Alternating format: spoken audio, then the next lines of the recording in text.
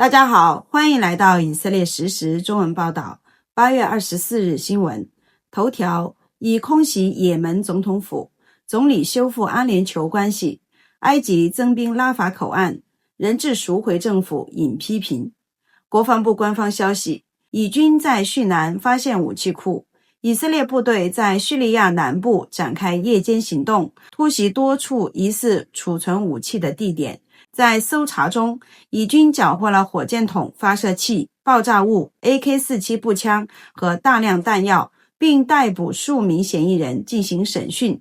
以军强调，这些行动对保护以色列平民，尤其是戈兰高地居民至关重要。以空袭也门总统府，胡塞武装近期多次向以色列发射导弹。周五下午，一架自杀式无人机经西奈和加沙进入以色列后被拦截。当晚，一枚携带集束弹头的导弹落在基纳通镇一处庭院，造成轻微财产损失。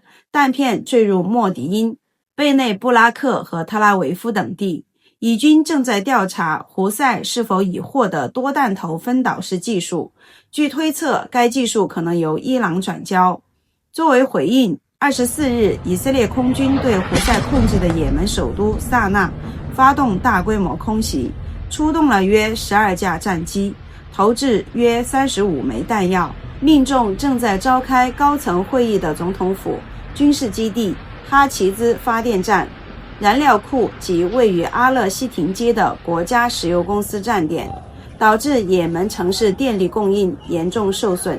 此外，黎巴嫩麦亚丁电视台与胡塞马希拉电视台均报道多次打击，称也门政府、军事及经济设施遭到破坏。胡塞官员谴责以色列发动犹太复国主义侵略，并誓言报复。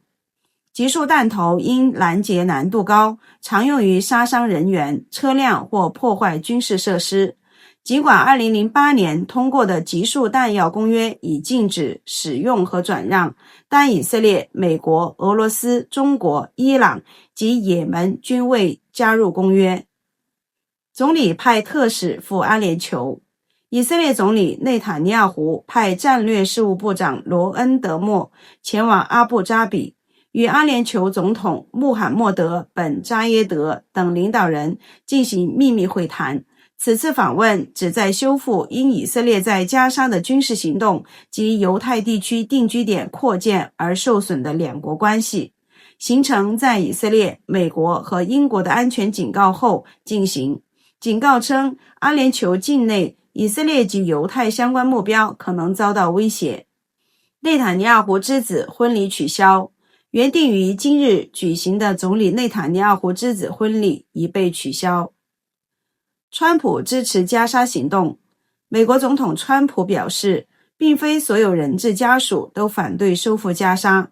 我认为，如果以色列进入加沙并迅速行动，人质会更安全。而调解方则批评美国未迫使以色列对哈马斯的人质释放框架做出回应，反而支持以色列收复加沙城的军事行动，称川普完全站在以色列的一边。视频显示，以色列使用碉堡炸弹摧毁位于加沙中部戴尔巴拉赫的一条地下隧道。以军在加沙城使用第一视角无人机攻击目标。加沙消息称，谢赫拉德湾区阿姆尔伊本阿斯学校和阿布伊斯坎达尔社区遭袭，造成死亡。以军坦克已进入加沙城萨布拉社区，社区靠近以军已作战1周的泽图恩区。半岛电视台播出相关画面，以军称正包围加沙城外围，为全面收复做准备。同时，加沙市舒哈达大街的密封中心和咖啡馆在社交媒体发布22日实物宣传视频。以色列军队在加沙北部贾巴利亚地区扩大行动，拆除哈马斯的地上和地下设施，发现并摧毁一条隧道和一处军事据点。以军强调，此举旨在阻止哈马斯重组。英雄士兵牺牲。在加沙南部，来自米茨佩拉盟的以军士兵奥里格尔利克在一次作战事故中牺牲。年仅20岁。愿他的家人在西安和耶路撒冷的哀悼者中得到安慰，愿上帝为他的血报仇。国际援助空投加沙。在以色列领土协调局主导并获以色列政治领导层批准的多国合作下，111份食品援助包空投至加沙。此次行动由约旦、阿联酋、德国和印尼参与。以色列强调将持续改善加沙人道状况，并驳斥蓄意制造饥饿的虚假指控。人质状况与抗议。以色列方面消息称，目前仍有20名人质生还，其中2人危重，28人已遇害。昨日，抗议者在特拉维夫阿亚隆高速设置象征性安息日餐桌，阻断道路，并计划在今天和周二继续进行封锁。人质论坛宣布，周二将举行大规模抗议。黎巴嫩局势。以军在黎巴嫩南部巴勒贝克沙普发动空袭，并打击德尔基法的真主党武器库。同时，贝鲁特港口发生大火，原因不明。贝卡区领袖易普拉辛·萨克尔呼吁真主党交出武器，否则将面临美伊打击。伊打击疑摩萨德关联小组。伊朗情报部宣布，在西斯坦比路支斯坦省打击了一支由外籍人员组成的小组，行动中消灭6人，俘获2人，并缴获大量武器装备。该部称其训练方式显示与摩萨德有关。埃及增兵拉法口岸。埃及军队在拉法口岸增兵，以防止因以军在加沙推进引发数十万人试图外逃。开罗强调不会容忍对埃及主权的挑战。巴塞罗那市长遭拒入境。